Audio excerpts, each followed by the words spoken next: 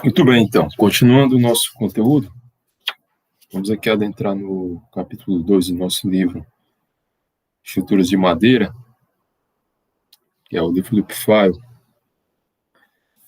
Bom, e o assunto são os produtos de madeira, aliás, e sistemas estruturais. E a aula se resume basicamente a dois pontos: tipos de madeira de construção e sistemas estruturais em madeira. Então, as madeiras se classificam em dois tipos, as madeiras de construção. São elas as madeiras maciças e as madeiras industrializadas. Estas são as duas categorias em que nós classificamos as madeiras de construção. Exemplos de madeira maciça são a madeira bruta ou roliça, a madeira falquejada, a madeira serrada. E madeiras industrializadas são a madeira compensada e também madeira laminada e colada e a madeira recomposta. Então, nós vamos entrar em detalhes ao longo da aula em cada um desses tipos de madeira de construção, mas o que nós temos que entender é que esses tipos de madeiras eles são utilizados em situações específicas e peculiares. Uma madeira bruta ou roliça ou falquejada, que são o caso das madeiras maciças, geralmente não são utilizadas em construções de elementos que vão ficar aparentes, por exemplo. A não ser que se opte por fazer uma estrutura mais rústica, né, um aspecto mais rústico, e aí vai se optar por fazer esse tipo de solução. Isso eu digo porque geralmente a gente vê sendo utilizada, pelo menos nas estruturas aparentes, as madeiras industrializadas. Né? Essas madeiras maciças, geralmente elas compõem elementos de fundação, como estacas, cortinas, etc. Já as madeiras industrializadas, você pode fazer outros tipos de elementos estruturais, como vigas, lajes e pilares. Por exemplo, a madeira bruta, ela ou madeira roliça, que nós vamos ver em detalhes, ela é empregada em forma de tronco, para você ter ideia, servindo para estacas, também para escoramentos, postes, até mesmo colunas, né, dependendo da abordagem que o projetista, né, o cliente, enfim, queira ter em termos de aspecto estético. É isso. A madeira falquejada, ela tem as faces laterais aparadas por machados, formam seções maciças que podem ser quadradas ou retangulares, e é utilizada em estacas, cortinas cravadas, até mesmo pontes. E aí temos a madeira serrada, que é o produto estrutural de madeira mais comum que nós temos. Né? O tronco ele é cortado nas serrarias, em dimensões padronizadas, de forma comercial. E depois ele, obviamente, passa por um processo de secagem. Né? Aqui, por exemplo, nessa figura a gente vê, né, o caso da madeira serrada. Bom, além dos efeitos oriundos da fabricação, que nós vimos na aula passada, né, que é aquela questão das fendas, dos nós, a arqueadura, do abaulamento, o empenamento das peças, A madeira serrada, ela apresenta limitações geométricas, tanto em termos de comprimento quanto de dimensões da seção transversal. E para ampliar o uso da madeira em construção, diversos produtos foram desenvolvidos na Europa, Estados Unidos e Canadá, principalmente, com o objetivo de produzir peças de grandes dimensões e painéis, com, obviamente, melhores propriedades mecânicas que a madeira utilizada como base de fabricação. Mas a madeira mais antiga, vamos dizer assim, utilizada é a madeira compensada, né? Que é formada pela colagem de lâminas finas com as direções das fibras alternadas de forma ortogonal. E a madeira laminada e colada, ela é o produto estrutural da madeira mais importante nos países da Europa, principalmente Finlândia, aqueles países nórdicos, né, Dinamarca, Suécia. Também, quanto mais ao norte, nas Américas, e aí entre os Estados Unidos e Canadá, esse tipo de solução é o que mais se usa, um dos mais importantes. E a madeira, ela é cortada em lâminas.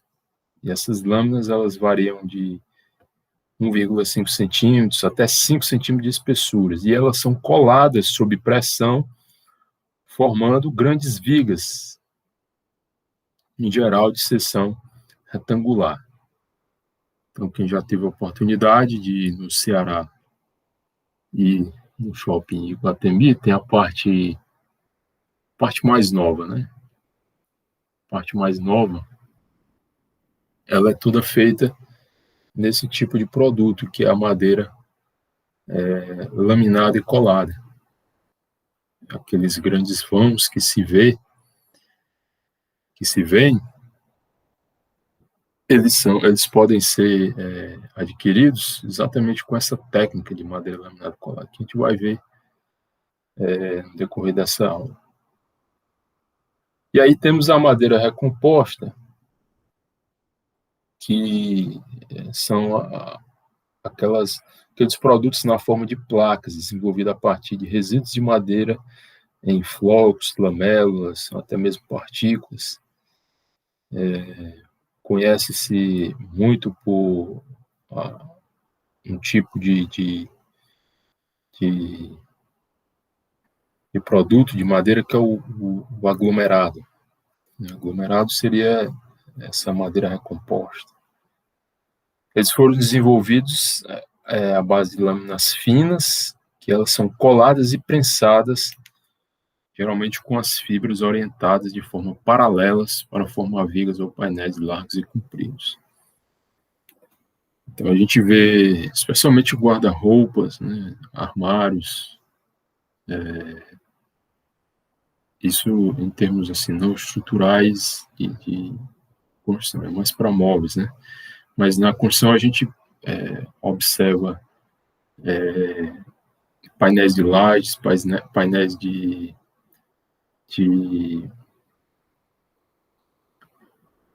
paredes que são feitos de madeira, com essa tecnologia da madeira recomposta, né? Okay? Então, vamos aqui entrar em detalhes da madeira roliça ou madeira bruta. Bom, a madeira roliça ela é utilizada com mais frequência em construções provisórias, como escoramento, por exemplo. Os roliços de uso mais frequente no Brasil são o pinho do Paraná e o eucalipto. E as árvores devem ser abatidas de preferência na época da seca. Por que na época da seca? Porque é quando o tronco tem o menor teor de umidade. Após o abate, remove-se a casca, deixando-se o tronco secar em local arejado e protegido contra o sol. E as madeiras roliças, que não passam por um período mais ou menos longo de secagem, elas ficam sujeitas à retração transversal, que provocam rachaduras nas extremidades. E a gente viu na aula passada que essa questão da umidade é uma das coisas que tem que ser levada em conta, né, para ter-se a noção de como se comportam as propriedades mecânicas da madeira, né, do elemento que nós estamos trabalhando. E essas madeiras, se não tiverem uma secagem adequada, elas serão comprometidas na sua resistência, principalmente. Bom, e a umidade nos troncos dessas árvores, elas variam muito com as espécies e também na época do ano. Por exemplo, quando nós já nos referimos na estação seca, a madeira verde tem menor umidade do que na estação chuvosa. E aí, retirando-se a casca e deixando secar o tronco, a água evapora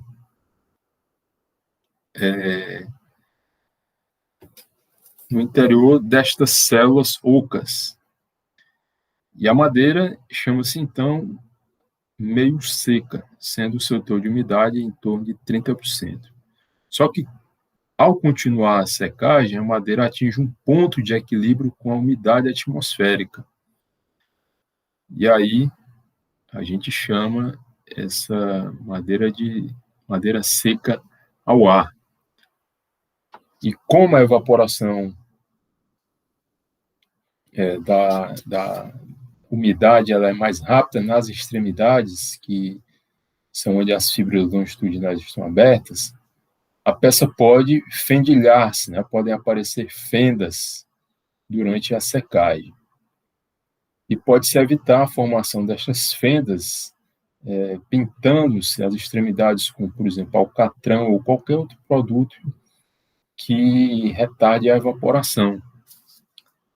Okay? Então, as madeiras roliças devem ser utilizadas nas condições meio seca ou seca ao ar.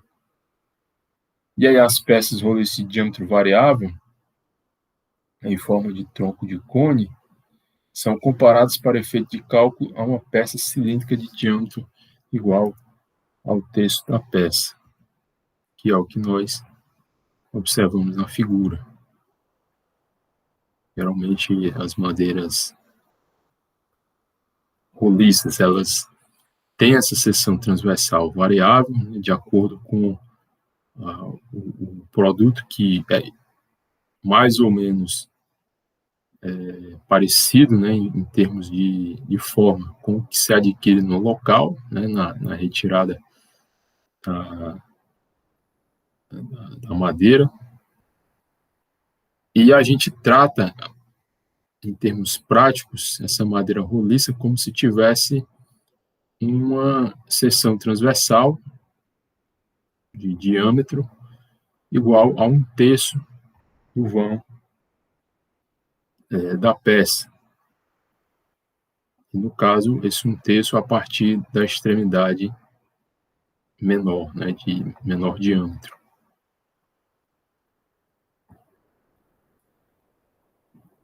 Muito bem, então a madeira roliça tem essas características, né, que podem ser estudadas ao também fazer a leitura do livro do File. Bom, e a madeira falquejada, o segundo tipo de madeira do tipo madeira maciça, é aquela madeira que é obtida em troncos por corte com machados, é isso?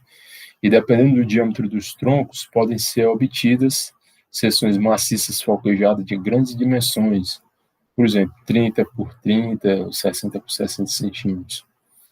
E no falquejamento do tronco, as partes laterais cortadas constituem a perda.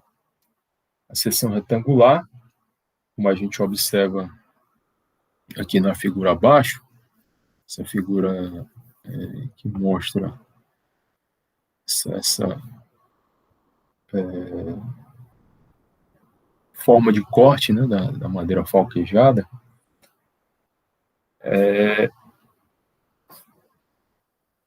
indica que essa parte, deixa eu pegar a seta aqui, essa parte aqui que está circular que passa por um dos lados da madeira cortada, ela é perdida. Isso, então, algumas propriedades,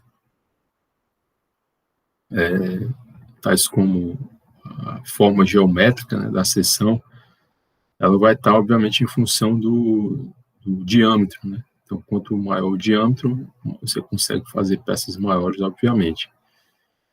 Okay? E existe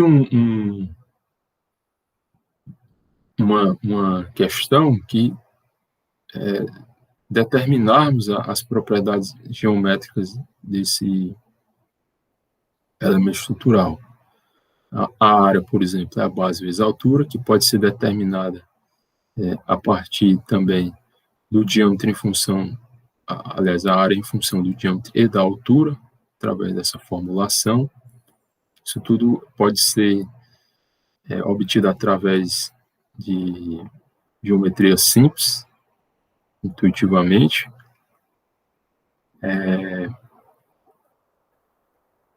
E aí, por exemplo, quando você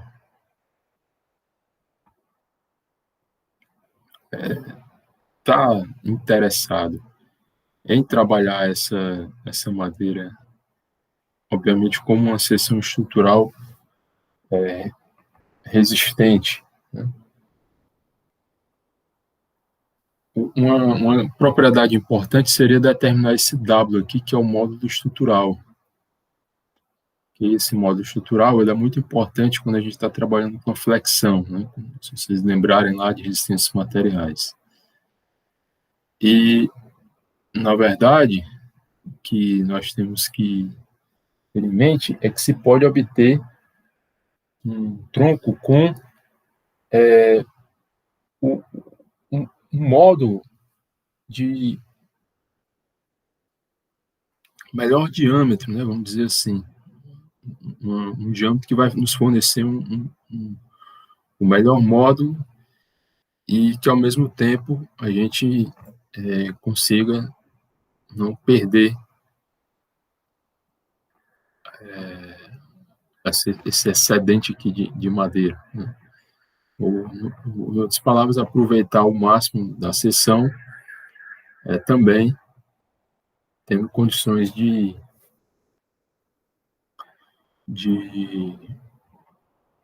adquirir, né, em função do diâmetro, o módulo de módulo resistente, né, mais adequado para essa peça. E, então, essa seção retangular de menor perda de madeira, inscrita na circunferência de diâmetro D, que é o diâmetro da peça, a área inscrita vale, no caso, 64% da área do círculo. Certo? Então, nesse caso, há 36% de perda, não é? E aí o módulo de resistência, ele vai ficar aqui em torno de 6% do diâmetro ao cubo. Obviamente que a gente chega nessa condição uma vez que determinou-se o B, né, que é essa equivalente aqui à base do elemento, que é o diâmetro dividido por raiz de 2. Né?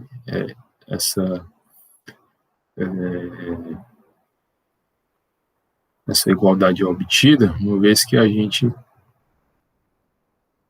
deriva a área em relação à altura e iguala a zero, né? Ou seja, seria aquele ponto, né, ou, na verdade não seria o ponto, mas é aquele valor de B em que eu tenho, no caso, a área de máximo aproveitamento da seção transversal. Ok? Isso é muito intuitivo, né? Deixa eu ver se eu consigo explicar aqui de outra forma. Então, a área que é obtida é uma função, né, que está ali em função de D e de H. Então, o que é que a gente obtém quando nós igualamos a derivada de uma função a zero? Derivada de uma função em relação a uma variável. A gente encontra o máximo valor que aquela variável atinge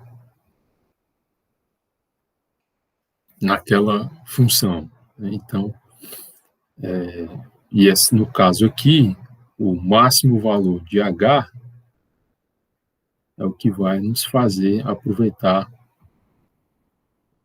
o máximo dessa área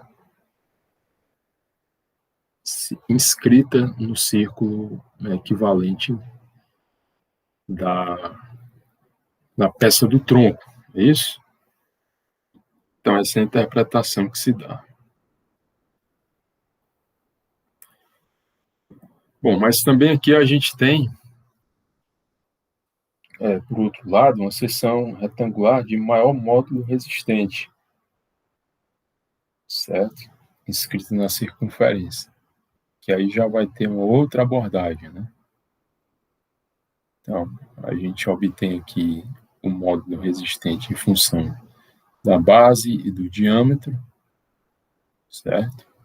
E aí a derivada dessa equação vai nos fornecer o valor que nos conduzirá ao maior módulo resistente na madeira, né? Que no caso aqui a gente encontra o B igual a D dividido por raiz de 3. Se o B é igual a D dividido por raiz de 3, o H, ele, no caso aqui é substituído na equação, né? E aí o H, ele vai ser igual a raiz de 2 sobre 3 vezes D. Não, a gente não tem muito tempo para fazer esses algebrismos, mas você pode exatamente fazer isso, né? Na hora que você derivou aqui essa relação aqui em B, você vai encontrar uma das raízes da equação, né, do, segundo grau, que vai se originar, e você vai encontrar essa raiz aqui, certo? Uma vez que você encontra essa raiz, você substitui esse valor de P na equação, certo? E aí, com isso, você encontra o valor de H em função de D. Okay? E no caso aqui, a área vai ficar, obviamente, a base vezes a altura, né, a área do retângulo, com os dois valores aqui obtidos, né, D sobre raiz de 3 e raiz de 2 terços vezes D, vai sobrar o quê? Raiz de 2 sobre 3. Essa é a área. E, nesse caso aqui, deixa-me ver.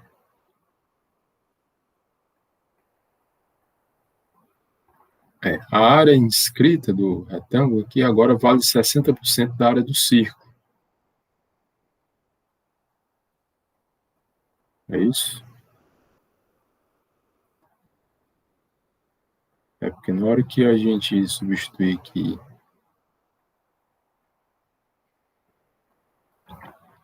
exatamente, raiz de 2 sobre 3, 60 aqui eu vou trocar por um laser. Agora que a gente substitui raiz de 2 sobre 3 aqui é aproximadamente 0,60 π sobre 4, né? Aproximadamente.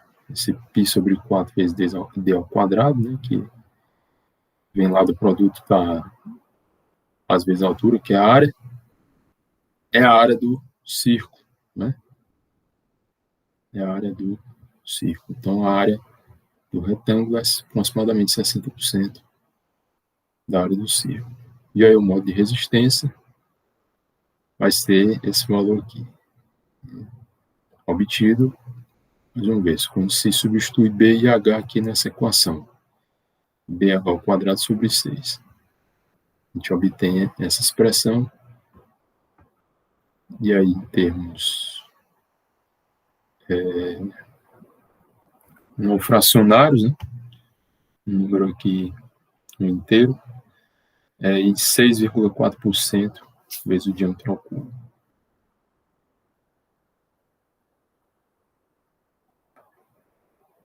Muito bem, então,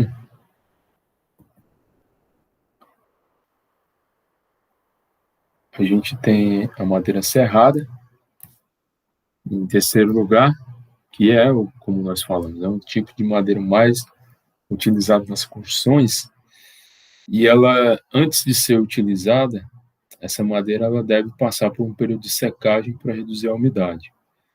Essa secagem ela pode produzir deformações transversais diferenciais nas peças serradas, dependendo da posição original da peça do tronco, como a gente vai observar na figura mais adiante. Deixa eu mostrar logo aqui. Pronto aqui. Isso. Então, dependendo da posição original da peça do tronco, como a gente observa nessa figura, a secagem pode produzir deformações transversais diferenciais nessas peças. É isso. Haverá uma distorção por retração de peças formas conforme a posição relativa dos anéis angulares. Ou seja, essa deformação está em função do tipo de corte que se faz em relação aos anéis de crescimento, certo? Os anéis anuais de crescimento. E o melhor método de secagem vai consistir em empilhar-se as peças, colocando separadores para permitir a livre circulação do ar em todas as faces. E assim protegem-se as pilhas da chuva, colocando-se em galpões abertos e bem ventilados. Isso. E o tempo necessário para a secagem é de 1 a 2 anos para madeiras macias e de 2 a 3 anos para as madeiras de lei. E como a secagem natural é lenta, então processos artificiais foram desenvolvidos para acelerar essa secagem.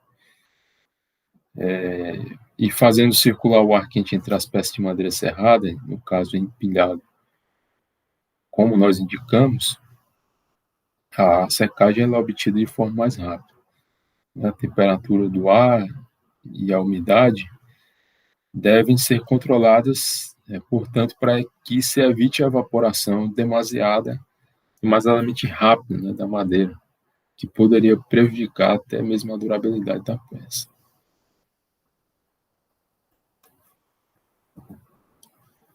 Então, aqui temos alguns exemplos e dimensões comerciais das madeiras serradas. Essas seções transversais de peça utilizada em estrutura, elas devem ter essas dimensões mínimas para se evitar o fendilhamento e a flexibilidade exagerada. As dimensões dessas peças, dimensões são especificadas lá na norma NBR 7190. A NBR 7190, ela vai fornecer, portanto, as espessuras e áreas mínimas construtivas das seções retangulares. E como também você encontra nessa tabela aqui 2.1 do livro do Profile, certo? Então, aqui são as peças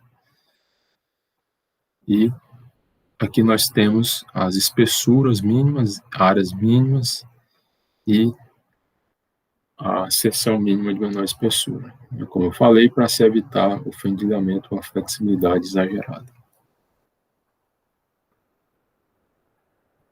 Bom, então, vamos tratar agora aqui das madeiras industrializadas, né? Falamos das madeiras maciças, e agora vamos tratar das madeiras industrializadas. Então, o primeiro tipo aí é a madeira compensada. Essa madeira compensada ela é formada pela colagem de 3 ou mais lâminas, alternando-se, no caso, as direções das fibras em ângulo reto, ou seja, ortogonalmente entre si. E aí os compensados eles podem ter 3, 5 ou mais lâminas, sempre em número ímpar. E essa é um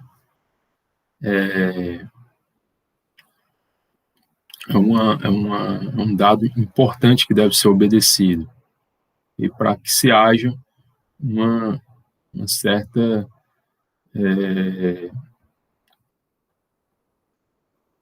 direção uniforme da maioria das fibras em uma determinada direção. Por isso que sempre elas serão ímpares, né? Ou seja, a primeira camada ela vai ser igual à última em termos de direção.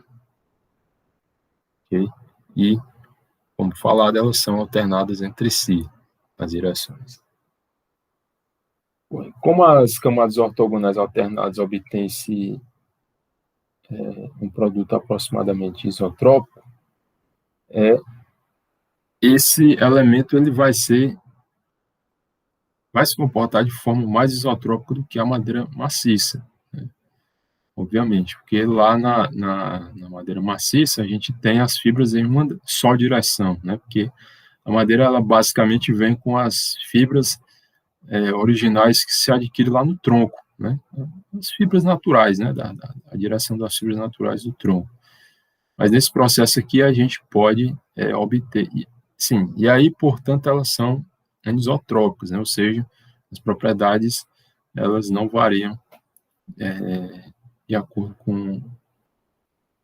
Aliás, tem propriedades diferentes de acordo com a direção. Mas aí você consegue um material mais isotrópico quando você opta pela madeira compensada, certo? E aí ela, além disso, apresenta diversas vantagens sobre a madeira maciça, né, nesse caso, né? No caso de tensões biaxiais, né, ou seja, aquelas tensões que aqueles estados de tensões onde a gente tem mais de uma direção de tensão principal, que aparece, por exemplo, nas almas das vigas, nas estruturas de placas dobradas ou até mesmo nas cascas. Estruturas de cascas que são elementos lineares, não lineares, né, mas elementos delgados. Bom, as lâminas cuja espessura geralmente variam entre 1 e 5 milímetros, elas podem ser obtidas de toras ou peças retangulares, utilizando-se facas especiais para o corte. A gente observa aqui, ó. Essas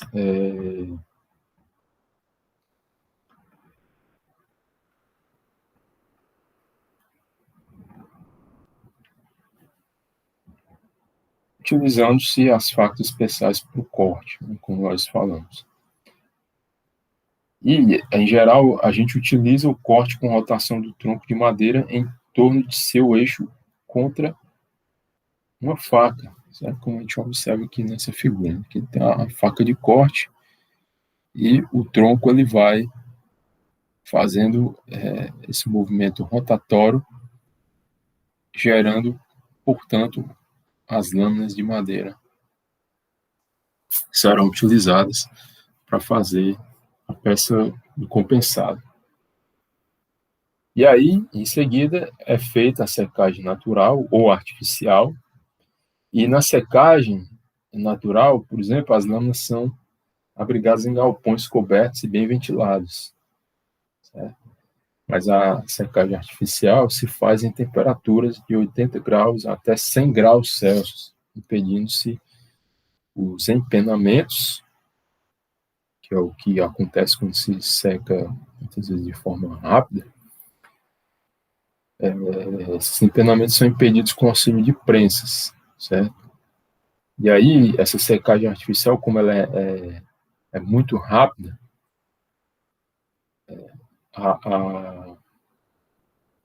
por exemplo,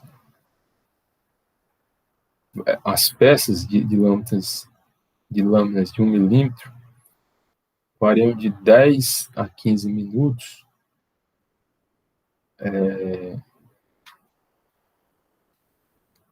para secar, e no caso, até quase 1 hora para que as espessas, ou seja, aquelas lâminas que são mais espessas do que essas de 1 milímetro, né, a partir de 1 milímetro, ou maiores que 1 milímetro, elas demorariam mais para secar, levando em torno aí de mais de 1 hora. E então,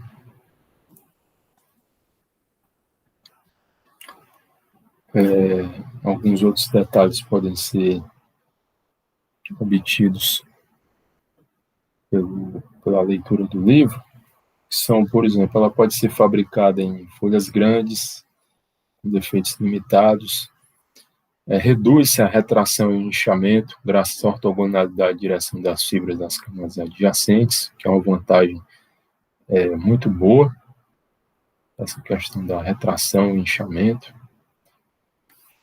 E ela é mais resistente na direção normal às fibras, né? Não tem aquela desvantagem de você ter uma peça que ela é deficiente em uma das direções, né? Outra coisa que seria uma boa vantagem, que reduz as trincas na hora de cravar os pregos, exatamente por causa das direções das fibras que variam ao longo da seção transversal. E,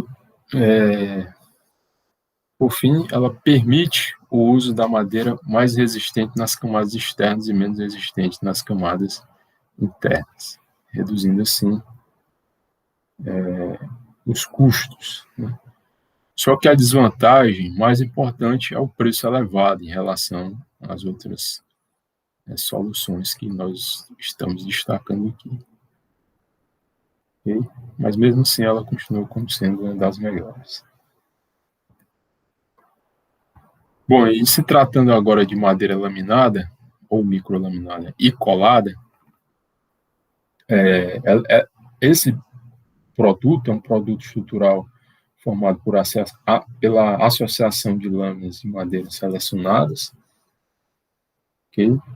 Que são coladas com adesivos e sob pressão, né? Como se observa aqui um processo de prensagem de lâminas de madeira com interposição de cola, né? No caso, para 2 vigas retangulares de madeira laminada. No caso, laminada e colada, né? Bom, as fibras das lâminas têm direções paralelas, ok? E a espessura das lâminas varia, em geral, em torno de 1,5 até 3 centímetros, podendo excepcionalmente atingir até 5 centímetros.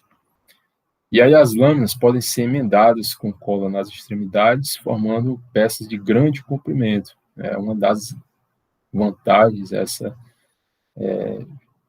propriedade de se adquirir grandes vãos exatamente pela forma como as lâminas são coladas entre si e prensadas. Essas lâminas elas podem ser coladas nas extremidades, né, e formam peças de grande comprimento, e as madeiras laminada e colada, elas são bem antigas também, né? Na década aí da primeira década do século XX, 1905, mais especificamente, ela foi idealizada lá na Alemanha e teve, assim, grande aceitação na Europa. Posteriormente, se popularizou nos Estados Unidos, juntamente com a industrialização das madeiras e das colas. Bom, As etapas de fabricação de peças de madeira laminada e colada consistem em 5 passos aí, né? Primeiro seria a secagem das lâminas, depois o preparo destas lâminas, que consiste em aplainá-las e serrá-las. Em seguida, a execução de juntas de emendas, depois a colagem sob pressão e, por último, o acabamento e o tratamento preservativo, que vai garantir a integridade da peça ao longo da sua vida útil. E antes da colagem das lâminas, ela sofre um processo de secagem em estufa, né? Que, como a gente falou aqui, essa secagem, na verdade, ela demora vários dias, certo? E isso depende do grau de umidade inicial, né? Quanto mais úmida inicialmente a madeira tiver, ela mais vai demorar. E a madeira sai da estufa com umidade máxima, né, de 15%, que é admitido, né? E as especificações limitam a variação do grau de umidade das lâminas entre si e não deve ultrapassar 5% na ocasião de colagem, a fim de controlar tensões internas devido à retração diferencial. Bom, mas uma de particular importância são as emendas das lâminas, que podem ser executadas com um dos detalhes que a gente vê aqui nessa figura 2.9. Okay? A gente tem aqui nessa figura a distribuição das emendas na direção longitudinal, certo? Aqui temos o T, que seria a espessura, né, de cada lâmina, que é colada e prensada umas às outras. Essa aqui é a forma de corte, né, que é uma forma zigue-zagueada. E a figura B seria uma junta por corte em chanfro, seria uma forma mais simples. A C, a emenda dentada vertical, e essa D seria uma emenda horizontal. Okay? Então, a diferença a gente vê aqui no detalhe, né? Que seria uma vista de cima, né, da peça, ou seja, feita de forma horizontal, e aqui ela é uma vista de cima aqui, e aqui a gente vê a elevação, certo, da peça e a forma vertical que se dá o corte.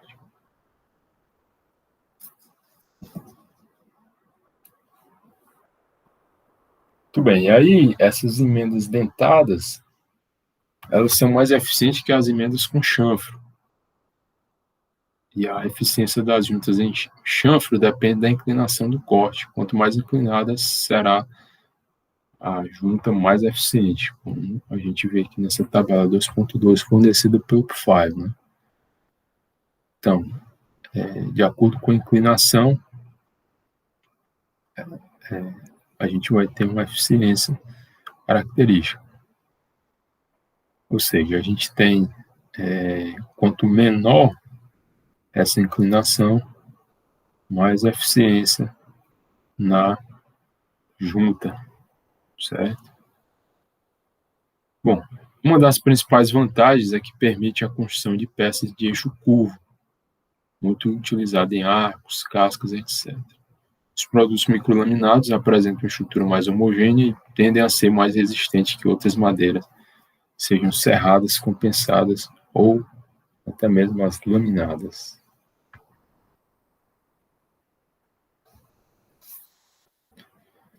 Bom, e por último, a gente tem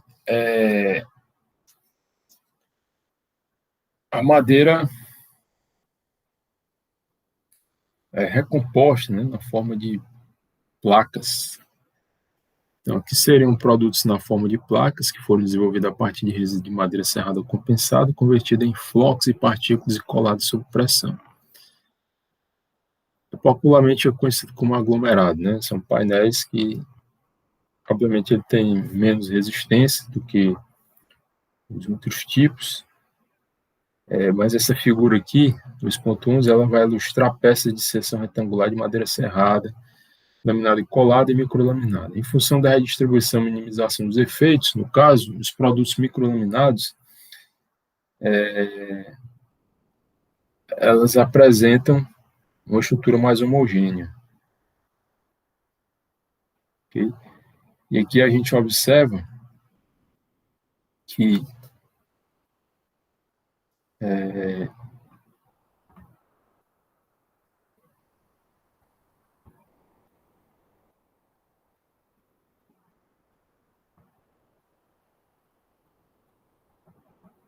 essa figura aqui não está adequada, né? Bom, na verdade, está faltando aqui uma figura de um tipo de produto da madeira composta na forma de placa, mas geralmente são o chamado OSB, que é muito popular nos Estados Unidos e Canadá e na Europa, principalmente os países mais ao norte.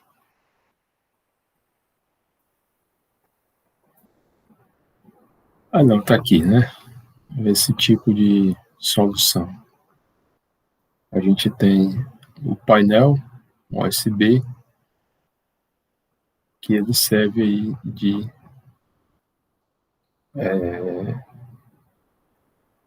palmo de viga, por exemplo, com que ela está trabalhando com uma seção composta, junto com uma forma em LVL, que é um tipo de madeira laminada, colada, certo? Mas quando a gente quer estruturas mais delgadas e finas e que tenham certa resistência, a gente pode optar por esse tipo de solução.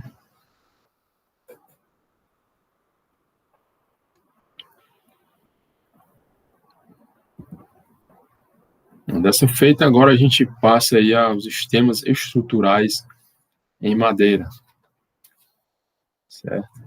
Então, sendo a madeira um material utilizado para a construção há muito tempo, uma grande variedade desses sistemas estruturais pode ser observada, como a gente vai ver que houve uma evolução desde produtos maciços até produtos industrializados.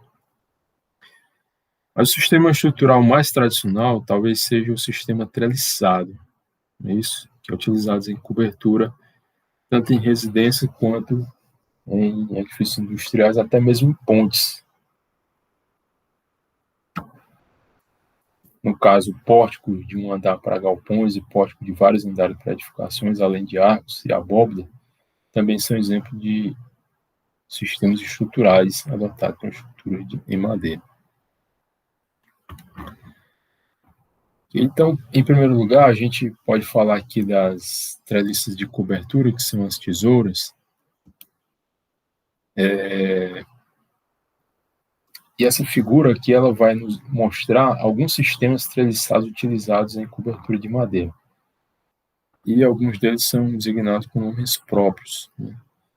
Então, você tem aqui esse item A, que seria um vigamento de apoio das telhas, certo? Que com todas as peças discriminadas, a gente observa aqui que essa peça, ou, na verdade, essa estrutura, ela é composta aqui por vários tipos de peças, né? A gente tem a estrutura principal, que seria a tesoura, que é uma treliça, né, obviamente, e essa treliça, ela serve de apoio aqui para as terças, né, que ligam as duas treliças. Uma das funções seria travar a treliça juntamente ao pórtico, tornando a estrutura mais rígida. É isso, mas também elas servem de apoio para os caibros e ripos, né, que é aquela estrutura em tipo grelha, que é onde vão se apoiar no caso, o telhado propriamente dito, né, as telhas propriamente ditas. Bom, aqui na parte B a gente vai ter a treliça de telhado em na abordagem de sistema estrutural, né, o modelo estrutural que é adotado, né, a treliça, que é a forma como as cargas são obtidas. Né, as cargas são lançadas diretamente nos nós obrigatoriamente, né, porque como a gente aprende desde lá da resistência materiais, né, até mesmo mecânica, que as treliças não podem ou não devem mobilizar esforço de flexão, ou seja, essas cargas aqui elas não podem estar fora dos nós, né, mas que os elementos, para trabalharem de forma mais adequada, trabalhem sob, aliás, esforços normais, tanto de tração como de compressão. Né? Obviamente que isso vai variar de acordo com a direção das cargas aplicadas. Certo? E aqui a gente tem alguns detalhes de ligações. Então, aqui seria o nó A, certo? Que observamos aqui o detalhe do apoio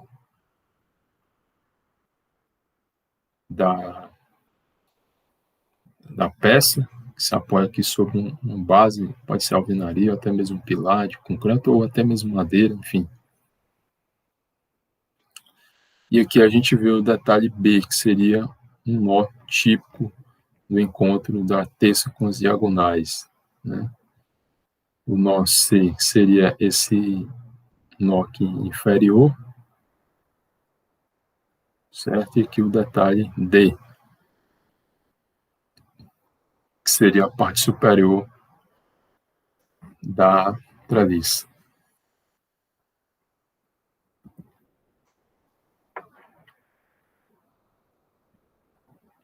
Aqui tem alguns tipos de treliça para cobertura e a nomenclatura dos seus elementos.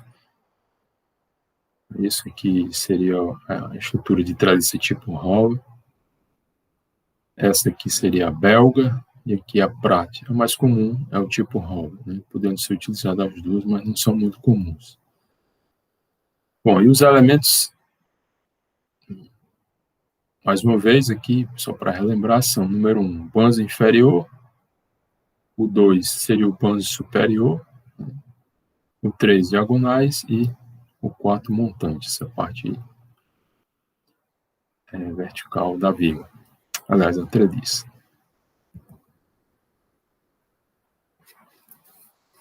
Então, continuando aqui, a gente tem as treliças de cobertura e sistema de contraventamento, um tipo de sistema estrutural, aqui com alguns elementos que estão destacados. Aqui a gente já falou do tipo de treliça de cobertura, mas essa questão aqui do contraventamento seria uma forma de travar a estrutura aqui entre os elementos principais, certo? E na parte B, aqui a gente obtém os modos de flambagem do banzo superior fora do plano da treliça. Como é que funciona isso aqui? Na hora que aqui tiver uma carga horizontal, então essa representação aqui indica o modo de flambagem do banzo superior, no caso sem contraventamento. O que vai acontecer aqui? Na hora que a carga aqui incide, certo? Essa treliça, se não tiver contraventamento, ela vai sofrer esse tipo de instabilidade local, que não é interessante, né? Isso aqui, na verdade, é devido a um efeito de compressão, a flambagem. Isso não vai nos interessar. Então, uma providência é lançar estes contraventamentos no plano do telhado, certo? Não só no plano do telhado, como também na vertical, fazendo aqui uma espécie de mão francesa, né? Mão francesa dupla. Mas aqui a gente tem um outro tipo de flambagem, que aí já seria a flambagem do banzo superior agora com contraventamento. Né? Só que, obviamente que aqui está exagerado, né? Aqui também, né? Mas aqui, se você for optar por deixar com que haja a flambagem, né? Devido à carga que obviamente vai atuar. Então é preferível essa situação, né? Em que a estabilidade local ela tem uma menor amplitude. Então opta-se, portanto, em lançar mão dos contraventamentos para se controlar essa flambagem. Porque você está diminuindo os comprimentos de flambagem, né, na hora que você lança aqui os contraventamentos na estrutura. Então tem esses detalhes aí, que são mais detalhes de projeto, mas que é importante se ter essa noção, certo? Mas vamos continuar aqui indo em frente. Temos os vigamentos para piso, que é um detalhe típico, certo? Que na verdade isso aqui forma tipo uma grelha, onde a gente tem o vigamento principal do piso e na direção ortogonal o contraventamento, né? Que são uma espécie de travamento que, da mesma forma que funciona aquele contraventamento do painel da treliça. Bom, os pórticos, que são usualmente adotados como sistema portante principal das edificações, destinado a, por exemplo, galpões, estádio de futebol, enfim, piscinas, quadras, né? Estações rodoviárias até, variam aí de 20 a 100 metros, né? Basicamente. E aqui a gente tem exemplos de alguns tipos de pórticos, né? Como a gente observa aqui, um pórtico biarticulado treliçado. Essa estrutura aqui, estrutura de treliça, no caso, trabalhando como se fosse uma estrutura de dois apoios articulados. B, a gente tem um pórtico biarticulado de alma cheia de seção I, certo? A figura aqui não ajuda muito, mas a representação aqui é de uma madeira, um painel de madeira que a gente tem aqui entre essas flanges aqui, superiores e inferiores do pórtico, né? Um outro tipo de solução seriam os exemplos C e D, que são pórticos triarticulados em madeira laminada e colada, né?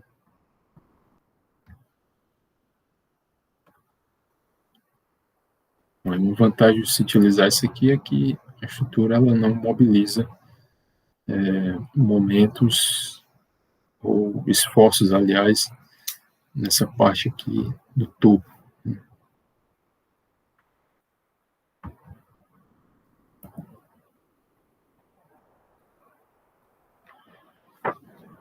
Bom, e pontes em madeira? Bom, as pontes em madeira, elas são muito comuns, pelo menos em países da Europa e da América do Norte. A gente vê aqui alguns tipos de sistemas estruturais que foram utilizados em ponte de madeira, né, ao longo dos séculos. Mas aqui a gente pode destacar alguns exemplos, como a gente vê na figura, que são o tipo viga reta, certo? Que a gente vê na parte A aqui da figura, e entreliças de várias geometrias, certo? Até mesmo arcos e pórticos, como observamos. Então, um aspecto importante do projeto de pontes é a durabilidade. E para manter a madeira sempre seca, né, que é uma das dicas aí para se melhorar a durabilidade da madeira, e por conseguinte melhorar seu desempenho, enfim. Os projetos de pontes previam uma cobertura, como é o caso aqui dessa ponte Vecchio di Bassano, né, que fica na Itália. Certo? Então, observem essa ponte aí.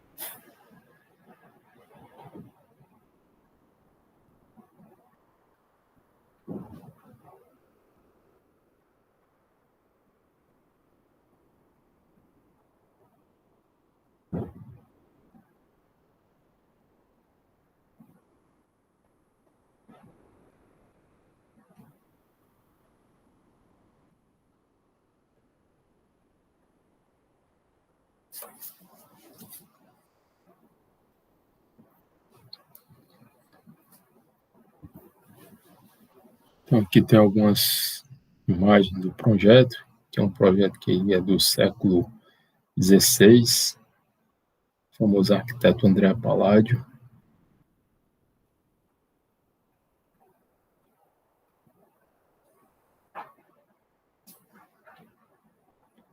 Bom, só que as pontes modernas, elas, em madeira no caso, não são construídas com coberturas, né, e, portanto, a proteção da madeira deve ser garantida por um tratamento de preservação. Também revestimentos impermeáveis no tabuleiro e nos detalhes construtivos. Que a gente vê o exemplo da ponte de Virrantasalmi, na Finlândia, é um exemplo de ponte moderna em madeira, né, que não utiliza essa cobertura como a gente viu no exemplo passado.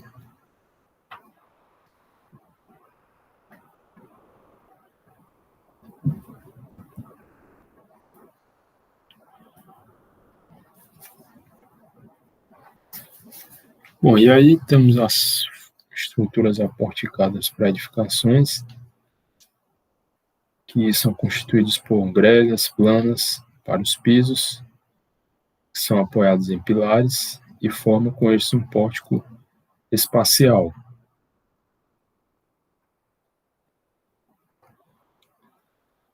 Okay?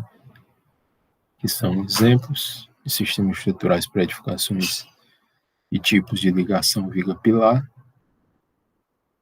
são fornecidos. Não vou entrar em detalhe, porque vamos abordar isso quando a gente vê a parte de ligações, né?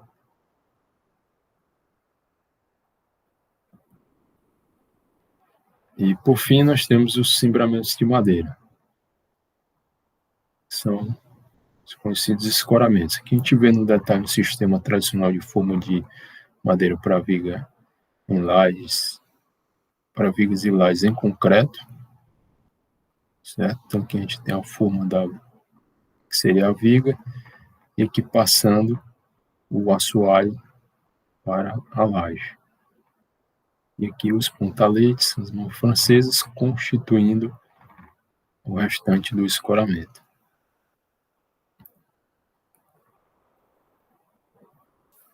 Utilizado também mais isso antigamente, né? Em sistemas de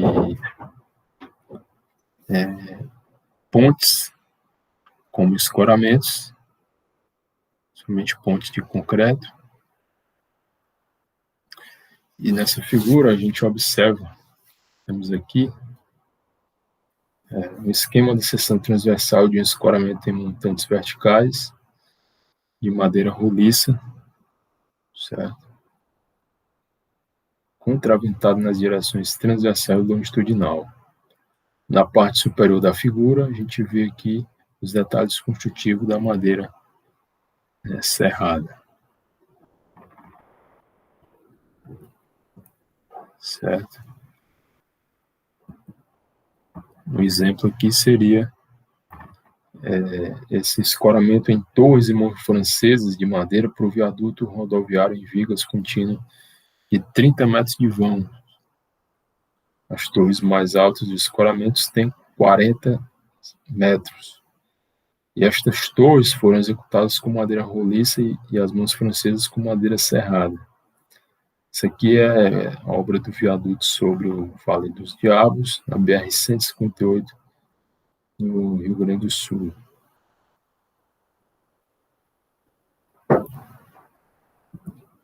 Então é isso. Por hoje é só, e aí nos encontramos na próxima aula, se Deus quiser.